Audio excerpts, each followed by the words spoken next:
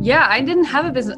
Elaine's my first business coach. I didn't have someone before her. So I was very, I don't know if picky is the word, but I just wanted to work with someone that I felt like was going to like get me. And I think, that's a lot of why I've continued, is because, whatever iteration I'm in, whatever I'm feeling, Elaine doesn't try to should on me or make me be anything that I'm not.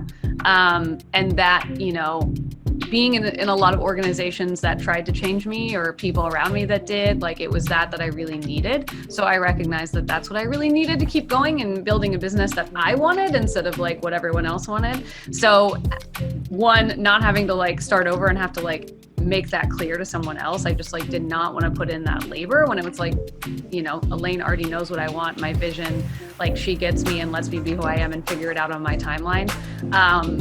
And also, just like the community, the community you create is so amazing. I mean, every time I get to interact with a new cohort or new members, it's just like, even if I don't get to that much, I just feel like we're all a part of it. And that's like really awesome to me, because being a business owner or entrepreneur can feel like you're in a silo, can feel like you're alone. And I think a few times on this call, it came up like, oh, it just feels good to hear that someone else went through that. It feels good that I'm not the only one. And I think that's really important, because when our experience is, validated, and our experiences are always valid, but when we can feel that when we know that someone else has gone through it, it really helps and makes us feel connected and gives us more, community power to get through that. So I love the community. I love the continued support to be myself, and then all of the like adapting and additions and